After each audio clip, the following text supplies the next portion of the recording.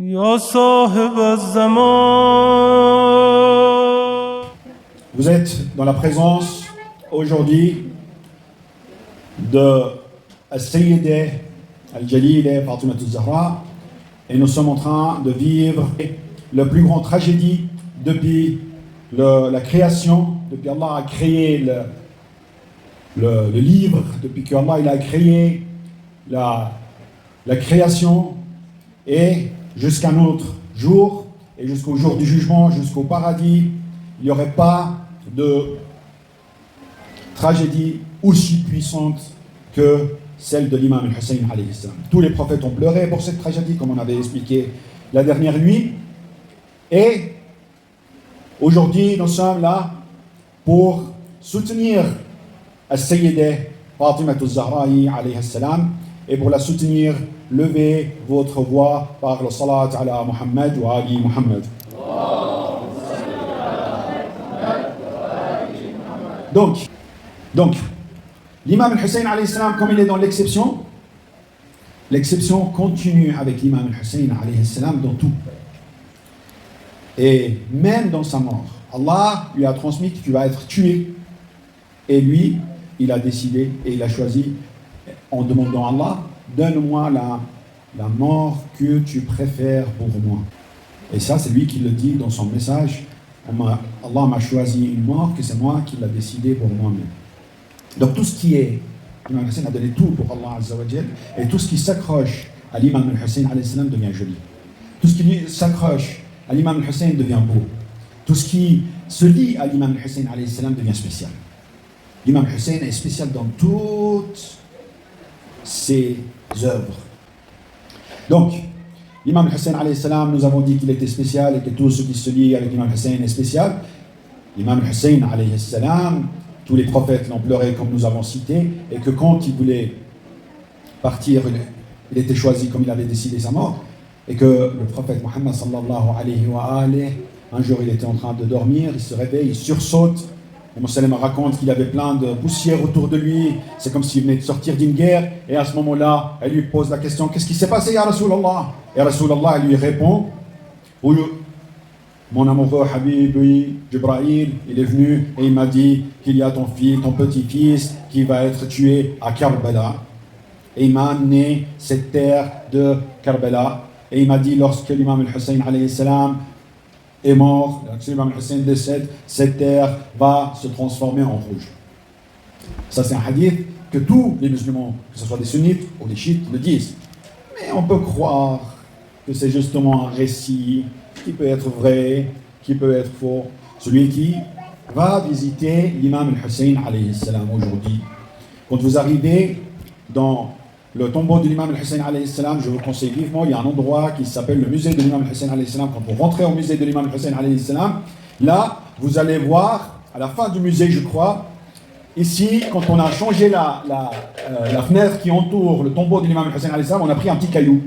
Et on l'a pris de souvenir et on l'a gardé à la sortie du musée de l'imam al-Hussein alayhi salam.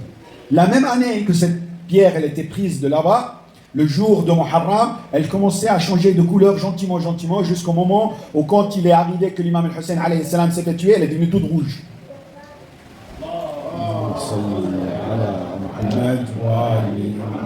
Et ils ont dû la ramener.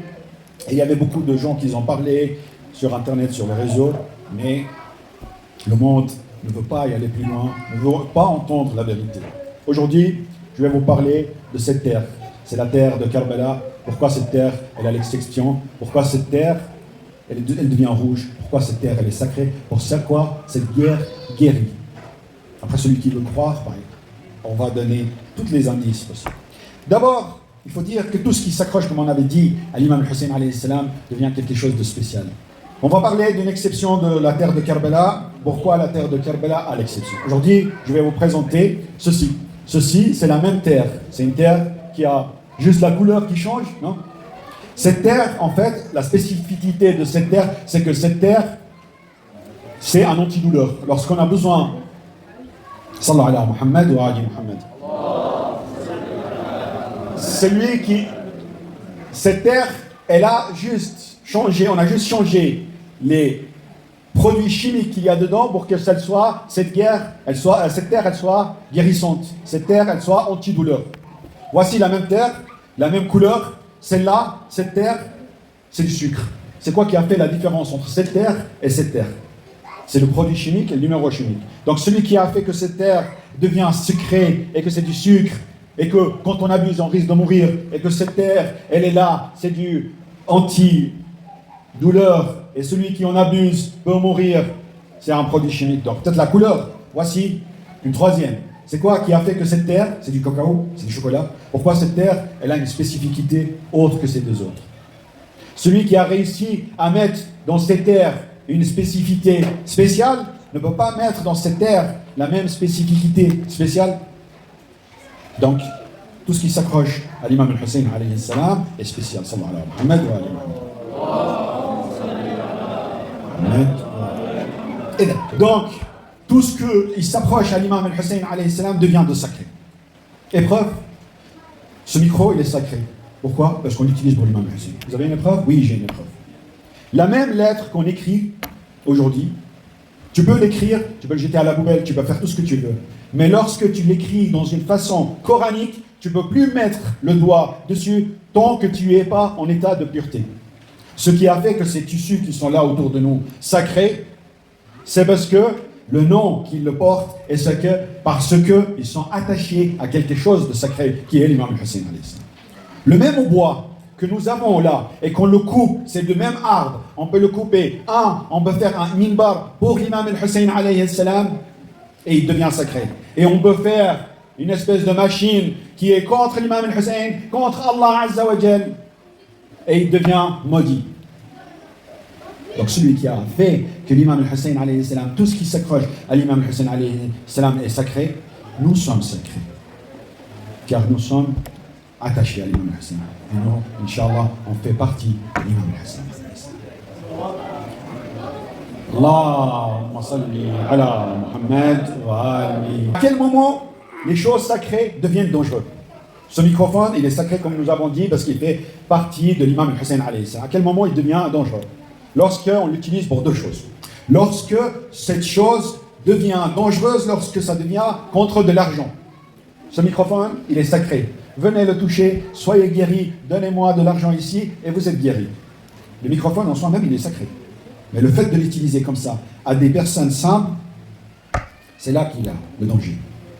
On peut voir aujourd'hui, on a vu sur les réseaux sociaux, il y avait un poteau, des trucs comme ça. Tout ça n'empêche pas que ces choses peuvent être sacrées.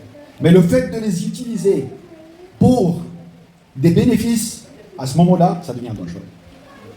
Et aussi, la deuxième chose, c'est quand on utilise ces choses qui sont sacrées à la place des choses, des autres possibilités. Ça veut dire, tu es malade, viens toucher à ce microphone et tu serais guéri. Tu as un problème, viens toucher à ce microphone et tu serais guéri. Tu n'as pas besoin d'y aller à l'hôpital, tu n'as pas besoin d'y aller voir. Et ça, c'est le danger. Car il faut y aller voir à l'hôpital, il faut passer par tous les chemins et après prendre la terre de Karbala.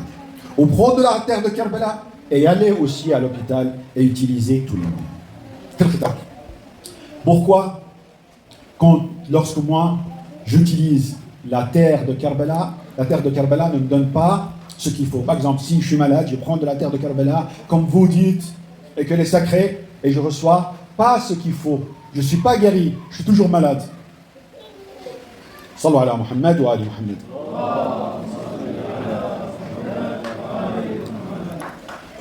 C'est pour deux raisons. La première, c'est la croyance. Il faut croire que Allah Azza wa Jal a mis que cette terre soit sacrée. Comme il a le pouvoir et il a mis dans cette terre qui est l'antidouleur, il a mis dans cette terre aussi la guérison. Et là, il y a une possibilité. Et au moment où on a la bonne croyance, tout peut se résoudre. Déjà, un. La deuxième chose, c'est que peut-être, quand tu prends un antidouleur, ne te donne pas ce qu'il faut. Tu peux prendre les médicaments qu'il faut, mais tu n'es pas guéri. Et pour cela, merci.